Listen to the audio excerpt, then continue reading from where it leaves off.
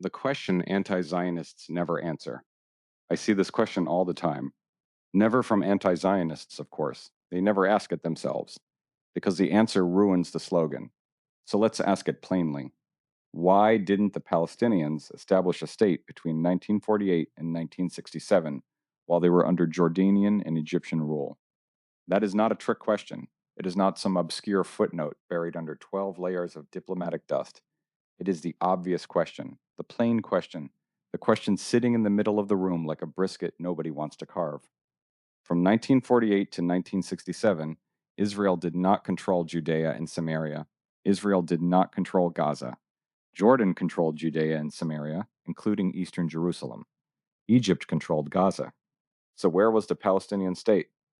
There was no Israeli government ruling Ramallah. There was no Israeli military administration over Gaza. Israel was not the authority over those territories. Jordan did not create Palestine. Egypt did not create Palestine. The Arab League did not create Palestine. Palestinian leadership did not create Palestine. And somehow, this is still blamed on Israel. That is the magic trick of anti-Zionist history. Everything before 1967 disappears. Every Arab decision vanishes. Every missed opportunity evaporates. Every rejection becomes Israel's fault. Poof. History, but with a smoke machine and bad lighting. Jordan did not merely administer Judea and Samaria. Jordan annexed it. Jordan claimed it. Jordan controlled it. And Jordan did not turn it into Palestine. Egypt controlled Gaza. It did not turn Gaza into an independent Palestinian state. It did not give Gaza sovereignty. It did not say, "Here, build your national home." There was even a short-lived all-Palestine government announced in Gaza in 1948, backed by Egypt and recognized by several Arab states. But it had no real power. It did not govern a state. It did not control Judea and Samaria. It became little more than a political prop and was eventually dissolved under Nasser. It was a government in name only, created to block Jewish statehood, not to enable Palestinian independence. A Palestinian state was not built because the Arab war effort in 1948 was not about building one. It was about preventing the Jewish one. That matters because anti Zionists love pretending history began in 1967. Very convenient. History beginning in 1967 is like starting the Torah at Pharaoh chasing the Israelites and saying, "Wow, these Hebrews are causing a lot of traffic." No slavery, no covenant, no Egypt, just vibes and chariots. The truth is simpler and much more inconvenient. From 1948 to 1967, there was no Israeli rule over Judea, Samaria, or Gaza. So if Israel's control of those territories is supposedly the reason no Palestinian state exists, then a Palestinian state should have been created before Israel controlled them. It was not. That does not mean Palestinians had no suffering. They did. It does not mean Israel has never made mistakes. It has. It does not mean every criticism of Israeli policy is anti Semitic. It is not. But pretending Palestinians had no Arab rulers, no political leadership, no regional power games, no rejected compromises, no choices, and no history before Israel entered those territories in 1967 is not serious analysis. It is selective history dressed up as moral clarity. Beyond the missing state, even the very names we use reveal the selective memory. So let's talk about the phrase people keep using, West Bank. I do not use it casually because it is not a neutral historical term. It is a political term born out of Jordanian conquest. West Bank means the western bank of the Jordan River.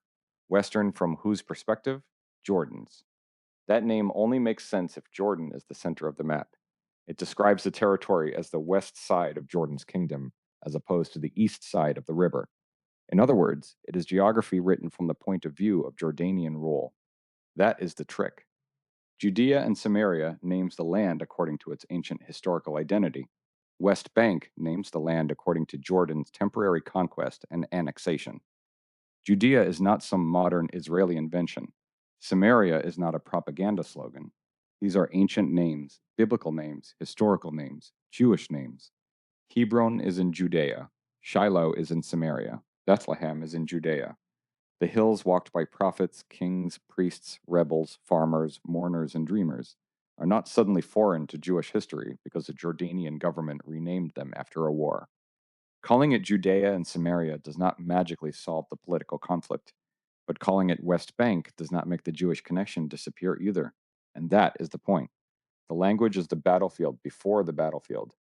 Anti-Zionism depends on making Jews sound like strangers in their own story. It needs Hebrew names to sound suspicious. It needs Jewish history to sound extreme.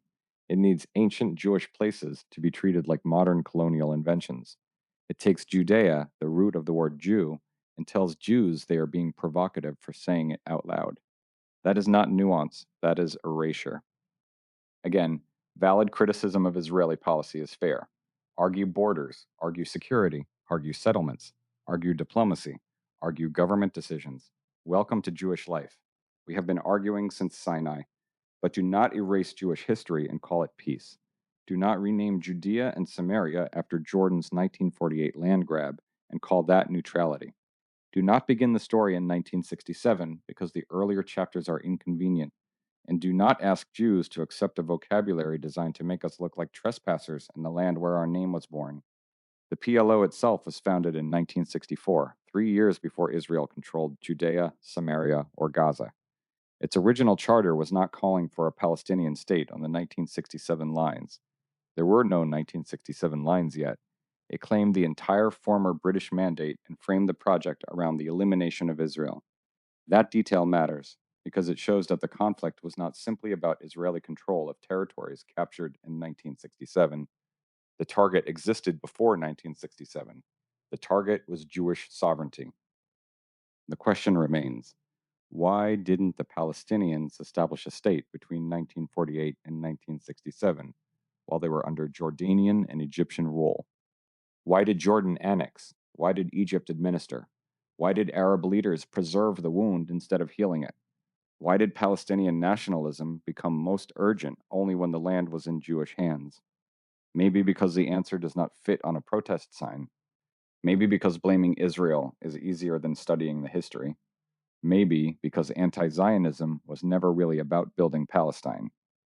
And that is why this question matters. Not because it ends the debate, because it begins an honest one. If you enjoy my writing, support me by buying my book, Screaming into the Void, available on paperback or Kindle on Amazon.com.